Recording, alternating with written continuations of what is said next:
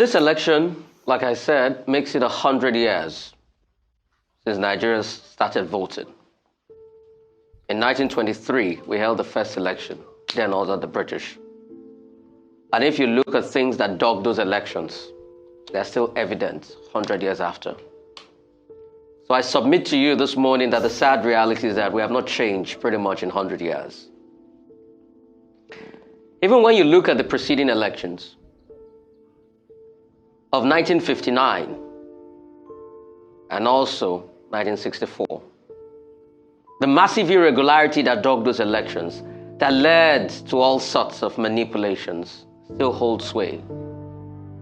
The only difference this time around is that the people are resilient. And in everything that has happened, on everything that would emerge from this election, I'll say the true heroes of this election are you, the Nigerian people, you watching me this morning that went out with your PVC to vote. In fact, I'd like to tell you to pat yourself on the back or clap for yourself. Injustice anywhere is a threat to justice everywhere.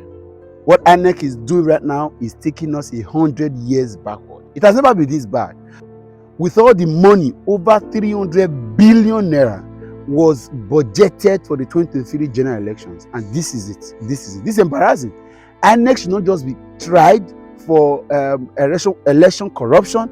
They also be tried for mismanagement of funds, because I don't understand why INEC will collect billions of naira for ad hoc staff remuneration, for logistics, and they look at the shenanigans, look at the embarrassing election. This is embarrassing.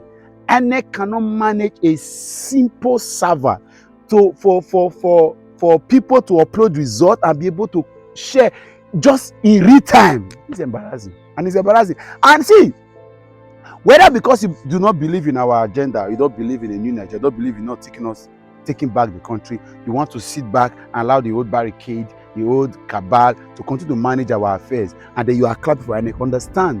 Understand that you are sowing a seed that for this country it will be worse than it has always been. And I've said this thing before.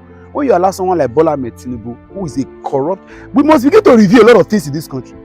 It's because some characters do not even deserve to get to the environment of public scrutiny for elections, so that because they will influence it. The badder it is, the worse it is for electoral system. If we have clean, good men competing for, we will not be seeing all these malpractices, these manipulations and all kind of irregularities. Just watch Rufai and Arise. Maybe you want to hear it don't want to hear from me. Listen to them and hear how much it has been. It has never been this bad. This will be the worst election in the history of this country. Worse! Even the election that was basically selection and picking would have been better than this, because everybody's hope has been dampened because a single institution, independent national electoral, who is not independent anyway, has collided the whole process. Just watch this video and share this video. Let us move to INEC must sit up. They still have time to be able to change whatever they want to do and ensure that this election is free and fair. At least we understand that several irregularities happened, but INEC should not even dare allow the forces against this country to use them as a tool for what they cannot take. This is embarrassing enough. Watch this video. This election, like I said, makes it 100 years since Nigerians started voting. In 1923, we held the first election, then under the British. And if you look at things that dogged those elections, they're still evident 100 years after. So I submit to you this morning that the sad reality is that we have not changed pretty much in 100 years. Even when you look at the preceding elections of 1959 and also 1964, the massive irregularity that dogged those elections, that led to all sorts of manipulations, still hold sway. The only difference this time around is that the people are resilient.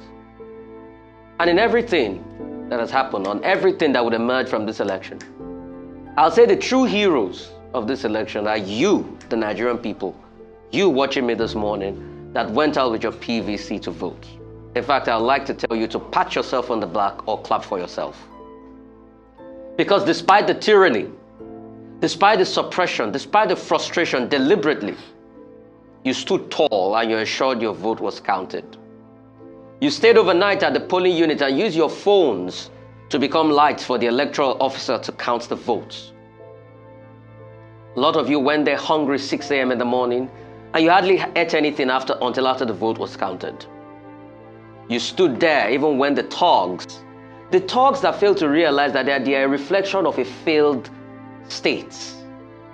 The thugs that failed to realize that their own lives could be better if their politicians truly cared for them, came to attack you that was trying to liberate them from their own suffering.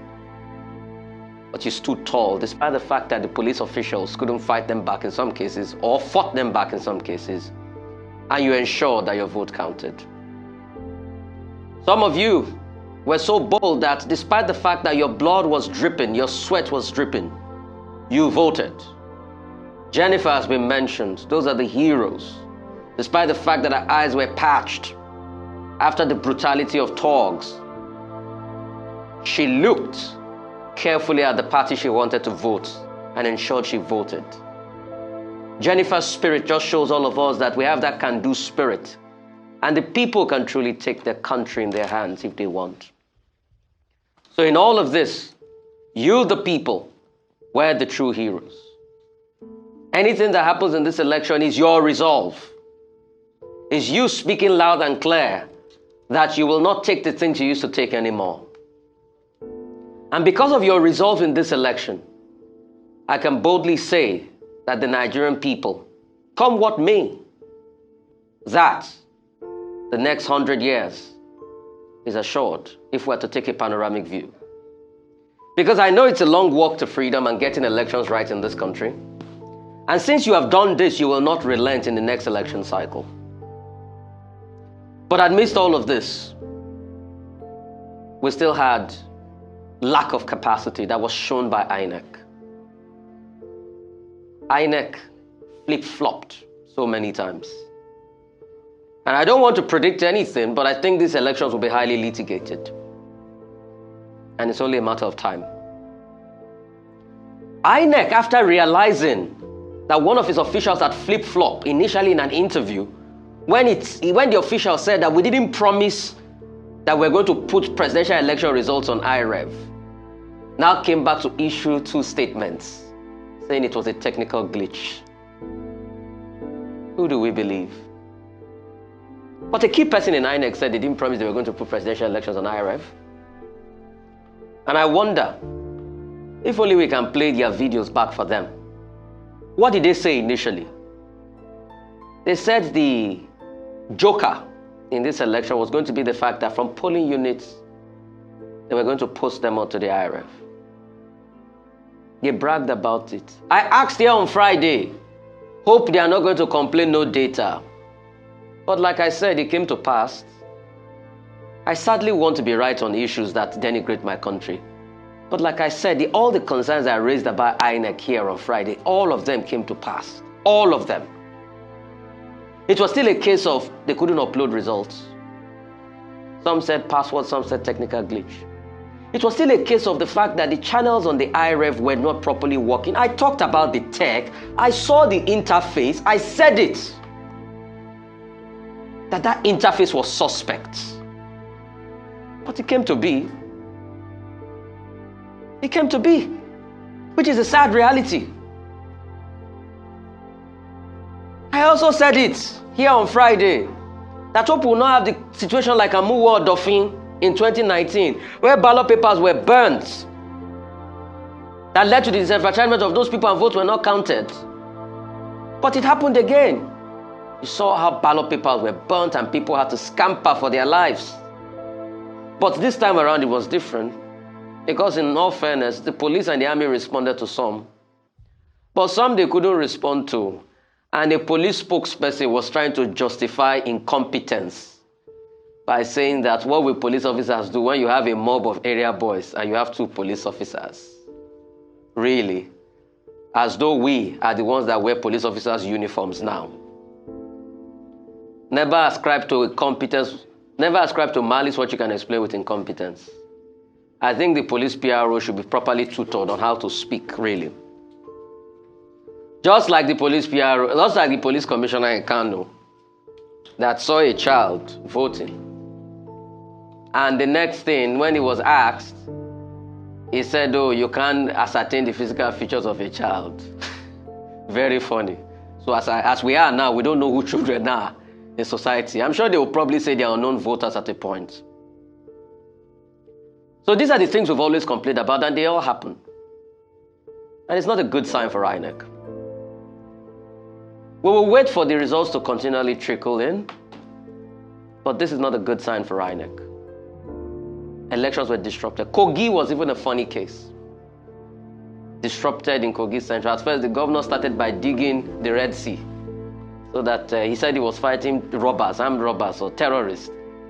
But why it was 2 days to election, you remember to fight terrorists by digging the road into two, so that campaign materials will not get to the opposition person in the state, Natasha Akpoti. Is that the case now? Politicians will do their shenanigans, but you see, the people have spoken loud and clear. And that's the wave you are seeing across the country with Labour.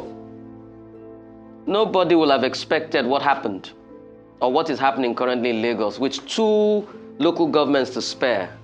Labour is in comfortable position. It is the state of the city boy. But Lagosians are really showing that they own the city. Lagosians have shown that they own the city truly. What is the state of the city boy? Akwa Ibom, Delta and some other parts, massive voter suppression here and there, but the people are speaking tall. In closing, there is still a lot of voter apathy because it could have been better. By the numbers I'm seeing, it's looking at, I think, less than 20% of Lagosians voted, which is sad, just like about the last figures from 2019 elections. Because if there are 2 local governments to spare, and both candidates have had little less than 1 million votes, in a state that normally will have about 6 million registered voters, then there's still massive voter apathy. But we'll wait for the results. The truth will triumph. It will be a long walk to freedom for Nigeria.